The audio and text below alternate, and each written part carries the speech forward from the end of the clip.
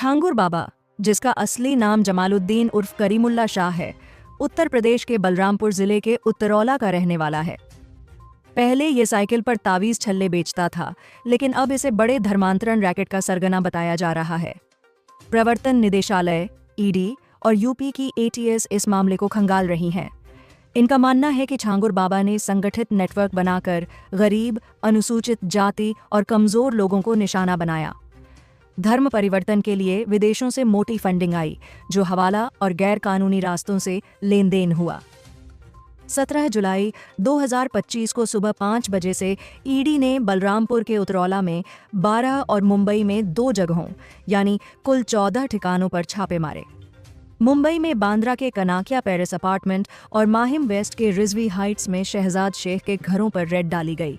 शहजाद से पूछताछ चल रही है, क्योंकि जांच में पता चला कि आरोपी नवीन के बैंक खाते से शहजाद को 2 करोड़ रुपए ट्रांसफर हुए। ईडी को शक है कि ये पैसा हवाला या अवैध फंडिंग का हिस्सा है। बलरामपुर में छापों के दौरान जमीन के कागजात, नकदी, सोना, लग्जरी गाड़ियां और डिजिटल सबूत मिले, जो बाबा के बड़े नेटवर्क की ओर इशारा करते हैं।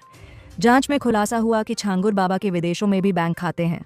दुबई, शारजाह और यूएई में 5 खाते मिले, जिनमें axis bank, HDFC bank, Emirates, NBD bank और फेडरल बैंक शामिल हैं। इन खातों से मोटा लेन देन हुआ, खासकर सऊदी अरब, यूएई और नेपाल से। ईडी अब पता लगा रही है कि ये पैसा कब, कितना और कहां से आया और इसका इस्तेमाल कहां हुआ। बाबा के 40 बैंक खातों में 106 करोड़ रुपए की फंडिंग का पता चला, जिसमें 68 करोड़ 18 खातों में थे। 3 साल में 500 करोड़ की फंडिंग आई, जिसमें 300 करोड़ गैर कानूनी और 200 करोड़ आधिकारिक रास्तों से। छांगुर बाबा ने बलरामपुर की चांद औरिया दरगाह को आधार बनाकर धर्मांतरण का धंधा चलाया। यहाँ बड़े धार्मिक आयोजन होते थे, जिनमें विदेशी मेहमान भी आते थे। बाबा और उसके साथी जैसे नीतू उर्फ नसरीन, नवीन, महबूब और अन्य गरीबों, विधवाओं और कमज़ोर लोगों को लालच, धमकी, शादी का झांसा या मानसिक दबाव देकर धर्म परिवर्तन करवाते थे। यूपी एटीएस के मुताबिक बाबा ने 1500 से ज़्यादा हिंदू महिलाओं और हज़ारों गैर मुस्लिमों का धर्म बदला। इसके लिए अलग अलग रेट लिस्ट तक बनाई गई थी। इस फंडिंग से बाबा ने करोड़ों की संपत्ति बनाई।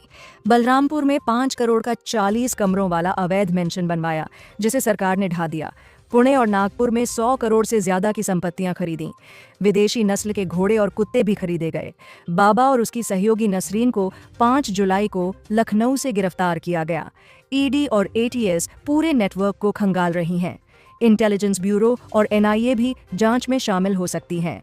यूपी सरकार ने इसे राष्ट्रीय सुरक्षा के लिए खतरा बताया है। जल्द ही और बड़े खुलासे हो सकते हैं।